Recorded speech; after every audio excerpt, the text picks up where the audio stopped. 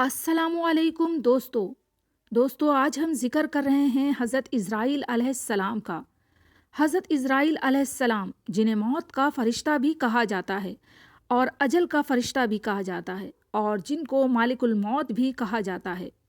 حضرت اسرائیل علیہ السلام کو مالک الموت کب بنایا گیا، روح قبض کرنے کا کام ان کے سپرد کب کیا گیا اور کیوں کیا گیا، اس کے بارے میں آج ہم آپ کو تفصیل سے بتائیں گے۔ میرے پیارے وہ دوست جو میرا چینل فرسٹ ٹائم دیکھ رہے ہیں، چینل کو سبسکرائب کر دیں اور بیل نوٹیفیکیشن کو بھی آن کر دیں۔ حضرت امام جعفر صادق علیہ السلام سے روایت ہے کہ جب خداوند عالم نے حضرت آدم علیہ السلام کو خلق کرنے کا ارادہ کیا، یعنی بنانے کا، پیدا کرنے کا ارادہ کیا، تو جناب جبرائیل کو زمین کے مختلف حصوں سے مٹھی بھر خاک لینے بھیجا تاکہ ان سے حضرت آدم علیہ السلام کو خلق کر سکیں۔ جبریل علیہ السلام نے جیسے ہی زمین سے خاک اٹھائی، زمین نے سوال کیا کہ آدم کی خلقت سے خدا کا کیا مقصد ہے؟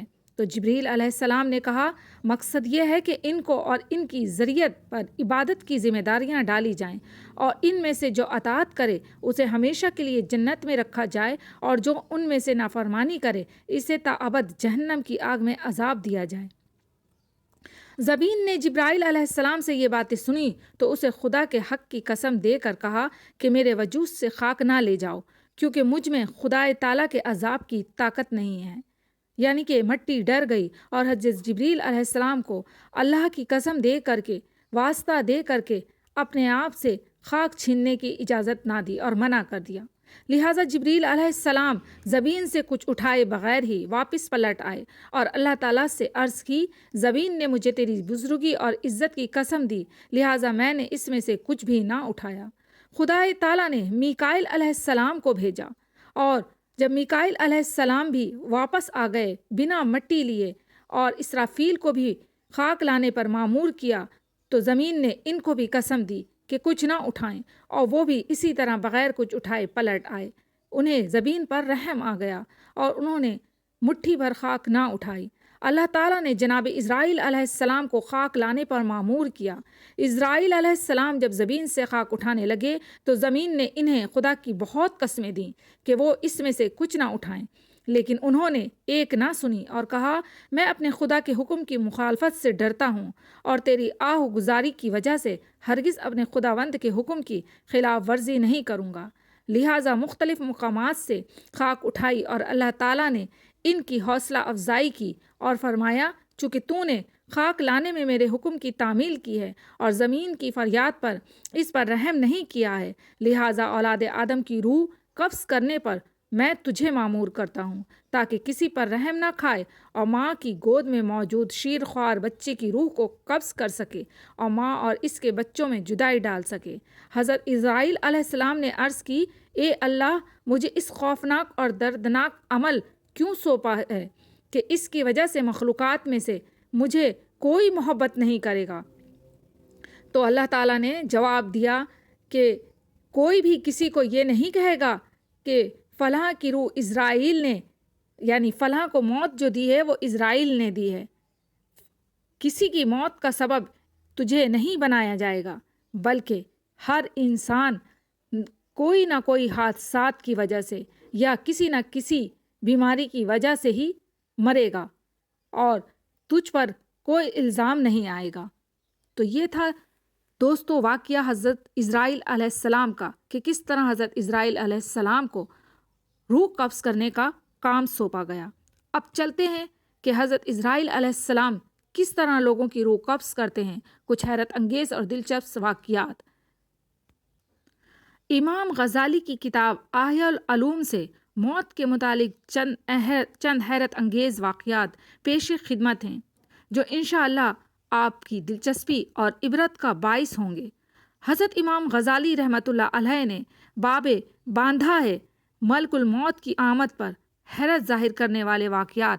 آپ لکھتے ہیں کہ اشعث ابن اسلم کہتے ہیں کہ حضرت ابراہیم علیہ السلام نے ملک الموت سے، جن کا نام اسرائیل ہے، دریافت کیا کہ اگر ایک آدمی مشرق میں ہو اور دوسرا مغرب میں ہو اور دونوں کا وقت ایک ہو، یا کسی جگہ روحیں قبض کرنی ہو جہاں وبا پھیلی ہوئی ہو یا جنگ ہو رہی ہو، تو تم کیا کرتے ہو؟ انہوں نے کہا کہ اللہ کے حکم سے روحوں کو بلاتا ہوں اور وہ میری انگلیوں کے درمیان سما جاتی ہیں تو میں انہیں قبض کر لیتا ہوں۔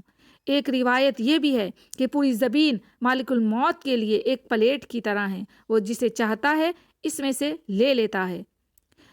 دوسرا واقعہ آپ کے ساتھ بیان کرتے ہیں۔ وہب ابن منبع کہتے ہیں کہ ایک بادشاہ نے کسی جگہ جانے کا ارادہ کیا، پہننے کے لیے بہترین لباس منگوایا، سواری کے لیے بہترین سواری منگوائی، اس پر سوار ہو کر بڑی شان و شوکت اور متکبرانہ انداز سے نکلا کہ اس کے نزدیک کسی آدمی کی کوئی اہمیت نہیں تھی۔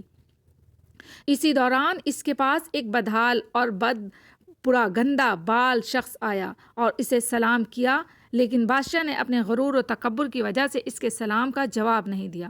اس شخص نے اس کے گھوڑے کی لگام یعنی بادشاہ کے گھوڑے کی لگام پکڑ لی۔ بادشاہ نے کہا کہ لگام پکڑ کر تو نے بہت بڑی غلطی کی ہے۔ اس نے کہا کہ میں تیرے پاس ایک ضرورت سے آیا ہوں۔ بادشاہ نے کہا کہ میرے اترنے کا انتظار کر۔ اس نے کہا کہ نہیں، اسی وقت کام ہے۔ یہ کہہ کر اس نے لگام کو زور سے جھٹکا دیا۔ بادشاہ نے کہا کہ ٹھیک ہے، اپنی ضرورت بیان کر۔ اس شخص نے کہا کہ یہ ایک راز کی بات ہے۔ بادشاہ نے اپنا چہرہ اس کے قریب کیا۔ اس نے کان میں سرگوشی کی، میں مالک الموت ہوں۔ یہ سن کر بادشاہ کا رنگ متغیر ہو گیا اور زبان لڑکھڑا گئی۔ وہ کہنے لگا، مجھے اتنی مہلت دے کہ میں گھر واپس جاؤں اور اپنی بعض ضروریات پوری کر لوں اور اپنے اہل و عیال کو الوداع کہہ دوں۔ مالک الموت نے کہا کہ اب اس کی اجازت نہیں، اب کبھی تو اپنے گھر والوں کو اور اپنے مال و متاع کو نہیں دیکھ سکے گا۔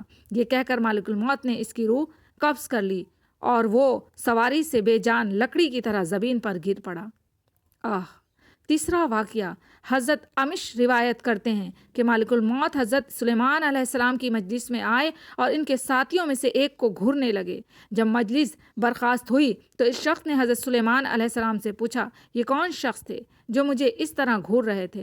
حضرت سلیمان علیہ السلام نے جواب دیا، یہ مالک الموت تھے۔ یہ بات سن کر وہ شخص بے حد گھبرا گیا اور کہنے لگا، شاید وہ میری روح قبض کرنا چاہتے ہیں۔ حضرت سلیمان علیہ السلام نے اس سے دریافت کیا، تم کیا چاہتے ہو؟ اس شخص نے جواب دیا کہ میں چاہتا ہوں کہ آپ ان سے بچائیں اور ہوا کو حکم دیں کہ وہ مجھے اڑا کر کہیں دور لے جائے۔ آپ نے ایسا ہی کیا۔ تھوڑی دیر بعد مالک الموت دوبارہ مجلس میں حاضر ہوئے۔ حضرت سلیمان علیہ السلام نے ان سے پوچھا کہ تم میرے فلاں صاحب کو کیوں گھور رہے تھے؟ مالک الموت نے کہا، مجھے اس شخص کو آپ کی مجلس میں دیکھ کر حیرت ہو رہی تھی، کیونکہ خدا تعالیٰ سے مجھے اس شخص کو ہند کے فلاں علاقے میں روح قبض کرنے کا حکم ملا تھا، مگر وہ آپ کی مجلس میں تھا۔ مگر جب میں اس علاقے میں پہنچا تو وہ وہاں موجود تھا جہاں میں نے اس کی روح قبض کر لی۔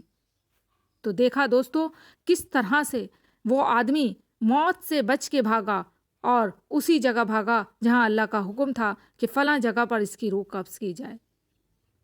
آگے چلتے ہیں، ایک اور واقعہ، ایک بندہ مومن سے مالک الموت کی ملاقات۔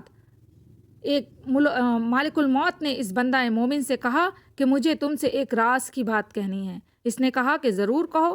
مالک الموت نے کہا کہ میں مالک الموت ہوں۔ اس نے کہا کہ خوش آمدید، آپ سے ملنے کا مجھے شوق تھا۔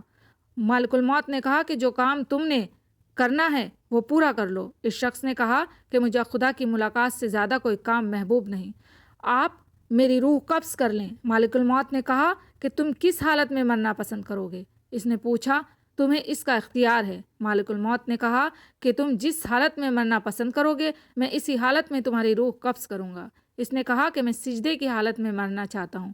اس نے خدا کے ہاں سر سجدے میں رکھ دیا اور مالک الموت نے اس کی روح قبض کر لی۔ سبحان اللہ۔ پانچویں واقعے کی جانب چلتے ہیں۔ وہب ابن منبع کہتے ہیں کہ مالک الموت نے ایک ایسے زبردست بادشاہ کی روح قبض کی دنیا میں جس کی شان و شوکت کے ڈنکے بجتے تھے۔ مالک الموت اس کی روح کو لے کر آسمان پر پہنچے تو ملائکہ نے ان سے پوچھا، اے مالک الموت، آپ کو کسی کی روح قبض کرتے ہوئے رحم آیا؟ मालिक उल मौत ने कहा कि एक मर्तबा मुझे एक ऐसी औरत की रूह कब्ज़ करने का हुक्म दिया गया जो जंगल में अकेली थी और इसने वहाँ एक बच्चे को जन्म दिया था। मुझे इसकी गरीबुल वतनी और बच्चे की तन्हाई का ख्याल आया कि वो इस जंगल में तन्हा है, कोई इस बच्चे की देखभाल करने वाला भी नहीं है। फरिश्तों ने कहा कि जिस बादशाह की रूह लेकर तुम यहाँ आए हो वो यही बच्चा था जिस पर तुमने रहम किया था। मालिकुल मौत ने कहा कि खुदा जिस पर चाहे रहम फरमाए। अता बिन यसार कहते हैं कि माह शाबान की 15 तारीख को मालिकुल मौत को एक सहीफ़ा दिया जाता है और कहा जाता है कि इस साल तुम्हें इन सब लोगों की रूहें कब्ज़ करनी हैं जिनके नाम इस सहीफ़े में दर्ज हैं। अता कहते हैं इंसान निकाह करता है, मकान तामीर करता है, इसे मालूम ही नहीं होता कि इसका नाम मालिकुल मौत के सहीफ़े में लिखा जा चुका है। हज़रत हसन बसरी कहते हैं कि मालिकुल मौत हर रोज़ 3 मरतबा तमाम घरों की तलाशी लेते हैं और हर इस शख्स की रूह कब्ज़ कर लेते हैं जिसने अपना रिज़्क वसूल कर लिया है और अपनी उम्र पूरी कर ली है। जब इसके घर वाले रोते हैं तो मालिकुल मौत कहते हैं कि इसने अपनी उम्र पूरी कर ली है, जब तुम्हारी उम्र भी पूरी हो जाएगी तो तुम्हारी रूह भी कब्ज़ करने आऊँगा। तो दोस्तों, सुने आपने ये वाक़यात जो बहुत ही ज़्यादा दिलचस्प भी थे, इबरत भरे भी थे। इनसे हमें इबरत भी हासिल करनी चाहिए और इबरत इस चीज़ की कि हमें हमेशा अच्छे काम करने चाहिए, हमेशा बुराई से बचना चाहिए, गुनाहों से बचने की आदत बनानी चाहिए, तौबा करनी चाहिए और अल्लाह ताला से दुआ मांगनी चाहिए कि अल्लाह ताला हमें बुराइयों से बचाकर उन नेक कामों पे लगा दे जिनके जब हमें मौत नसीब हो तो हम नेकी की हालत में मरें। या अल्लाह हम सबको नेकी की हालत में और इबादत की हालत में मौत अता फरमा। या अल्लाह हम सबको तौबा वाली मौत अता फरमा कि जब हमने तौबा की हो। आमीन सुम्मा आमीन। उम्मीद करती हूँ कि आज का वाक़या आपको ज़रूर पसंद आया होगा, आज की वीडियो आपको ज़रूर पसंद आई होगी। इजाज़त दीजिए, अल्लाह हाफ़िज़।